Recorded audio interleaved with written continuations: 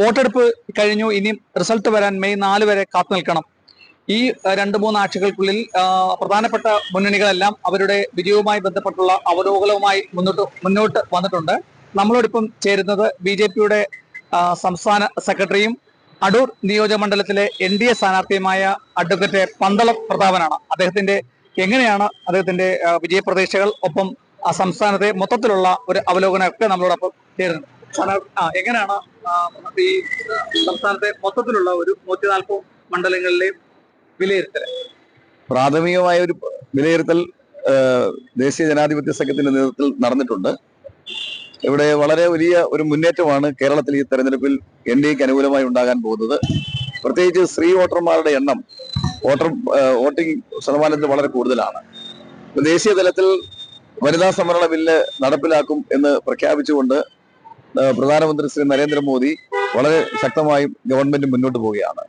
ഈ അവസരത്തിൽ ഇതിനെ ശക്തമായി എതിർക്കുന്ന ഒരു സമീപനമാണ് കോൺഗ്രസും CPM-ഉം ഇന്ത്യയിൽ ഇപ്പം ഏറ്റെടുത്തിട്ടുള്ളത്. അപ്പൊ അതേ സംബന്ധിച്ച് കേരളത്തിലെ ജനങ്ങൾ എന്നും സ്ത്രീകളോട് അവരുടെ തുല്യതയ്ക്ക് വേണ്ടി യഥാർത്ഥത്തിൽ നിൽക്കുന്ന രാഷ്ട്രീയ പ്രസ്ഥാനം BJP-യും ദേശീയ ജനാധിപത്യ സഖ്യമാണെന്ന് അവർക്ക് ബോധ്യമുണ്ട്. ഈ തെരഞ്ഞെടുപ്പിലും അത് ശക്തമായി പ്രതിഫലിക്കും. മാത്രമല്ല, വികസന രാഷ്ട്രീയമാണ് NDA മുന്നോട്ട് വെച്ചത്. ഇവിടെ അതേസമയം UDF-ഉം LDF-ഉം വ്യക്തി രാഷ്ട്രീയവും അഴിമതി രാഷ്ട്രീയവും അങ്ങോട്ടും ഇങ്ങോട്ടും ചെളിവാൽ ഏറിയലും ഒക്കെ ആയിരുന്നു. യഥാർത്ഥത്തിൽ അവർ അതിന്റെ വാക്താക്കളാണ്. BJP-യെ സംബന്ധിച്ചിടത്തോളം കഴിഞ്ഞ 12 വർഷക്കാലമായി ഭാരതം ഭരിക്കുന്ന നരേന്ദ്രമോദി ഗവൺമെന്റിനെതിരെ ഒരു അഴിമതി ആരോപണങ്ങളും ഒരു പ്രതിപക്ഷത്തിനും ഉന്നയിക്കാൻ കഴിഞ്ഞിട്ടില്ല. കാരണം അത്ര നിഷ്പക്ഷമായും ജനങ്ങൾക്ക് വേണ്ടി ഭരിക്കുന്ന ഒരു ഗവൺമെന്റാണ് ഇന്ത്യ ഭരിക്കുന്നത്. അതിന്റെ ഒരു തുടർച്ച കേരളത്തിൽ ഉണ്ടാകണമെന്ന് ജനങ്ങൾ മുഴുവൻ ആഗ്രഹിക്കുകയാണ്. ആ ആഗ്രഹം ഈ തെരഞ്ഞെടുപ്പിൽ സാധിക്കും, ഒരു സംശയം വേണ്ട. അതുകൊണ്ട് മഹാഭൂരിപക്ഷം മണ്ഡലങ്ങളിലും ദേശീയ ജനാധിപത്യ സഖ്യത്തിന് അനുകൂലമായ ഒരു തരംഗം ഉണ്ടെന്ന് തന്നെയാണ് ഞങ്ങൾ വിലയിരുത്തുന്നത്. ഒരു വലിയ മുന്നേറ്റം അക്കാര്യത്തിൽ കേരളത്തിൽ ഉണ്ടാകും. CPM സംസ്ഥാന ജനറൽ സെക്രട്ടറി അദ്ദേഹം ഈ കഴിഞ്ഞ ദിവസങ്ങളെ മാധ്യമങ്ങളെ കണ്ടപ്പോൾ അദ്ദേഹം പറയുന്നത് BJP ചിത്രത്തിലേ ഇല്ലെന്നാണ്.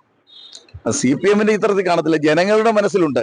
ആ ജനങ്ങളുടെ മനസ്സിലുള്ളത് വോട്ടുകളായി മാറിയിട്ടുണ്ട്. തെരഞ്ഞെടുപ്പിന്റെ റിസൾട്ട് വരുമ്പോൾ അത് നമുക്ക് ബോധ്യമാകും.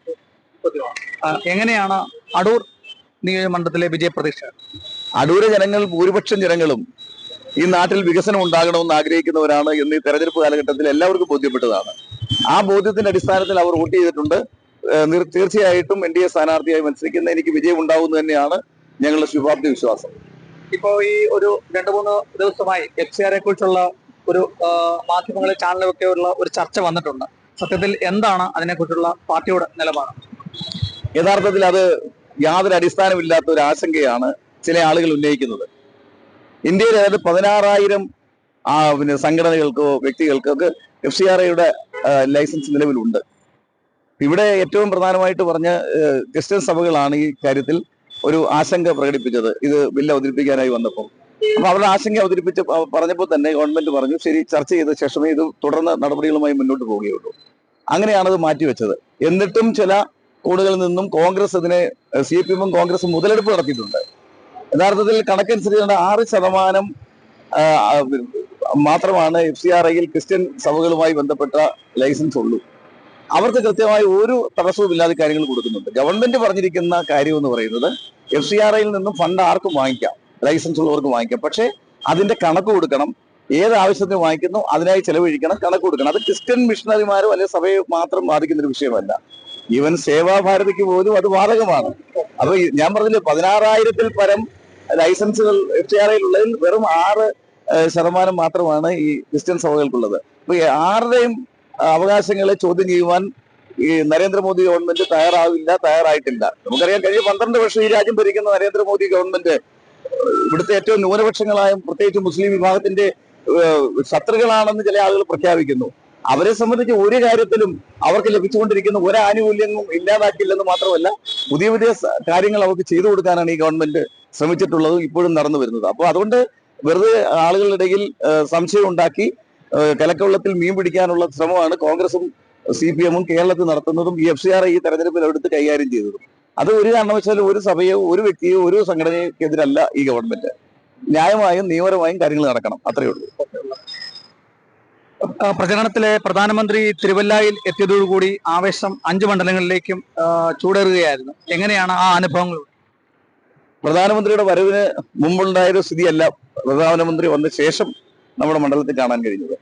അദ്ദേഹത്തോട് താല്പര്യം കാണിക്കുന്ന പ്രത്യേകിച്ച് യുവജനങ്ങൾ, ഇവിടെ വികസനം ഉണ്ടാകണം എന്ന് കരുതുന്ന ആളുകൾ, ഇവരൊക്കെ ശ്രീ നരേന്ദ്രമോദിയുടെ വാക്കുകൾ ശ്രദ്ധിക്കുകയും അതനുസരിച്ച് ഇവിടെയും എൻ ഡി എയുടെ സ്ഥാനാർത്ഥി അടൂരിലും മറ്റു മണ്ഡലങ്ങളെ പോലെ തന്നെ അടൂരിലും എൻ ഡി എ സ്ഥാനാർത്ഥി വിജയിക്കണം എന്നുള്ള ഒരു അഭിപ്രായത്തിലേക്ക് ആ രംഗത്തുള്ള മുഴുവൻ ആളുകളും വികസനം കാക്ഷിക്കുന്നവരും, യുവാക്കളായ മുഴുവൻ തൊഴിൽ കിട്ടണം, തൊഴിൽ സ്ഥിരതയുണ്ടാകണം, നാട്ടിൽ വികസനം ഉണ്ടാകണം, നാട്ടിലെ ജനങ്ങൾക്ക് നന്മയുണ്ടാകണം, രാജ്യം പുരോഗതിയിലേക്ക് പോകണം, ലോകത്തിന് മുമ്പിൽ തലയുയർത്തിയിരിക്കുന്ന ഇന്ത്യ രാജ്യത്തെ അതേപോലെ പിടിച്ചു നിർത്തണമെന്നൊക്കെ ആഗ്രഹിക്കുന്ന മുഴുവൻ ആളുകളും എൻ ഡി എക്ക് വോട്ട് ചെയ്തിട്ടുണ്ട്. അതാണ് ഞങ്ങളുടെ വിജയപ്രതീക്ഷയുടെ പ്രധാനപ്പെട്ട കാര്യം.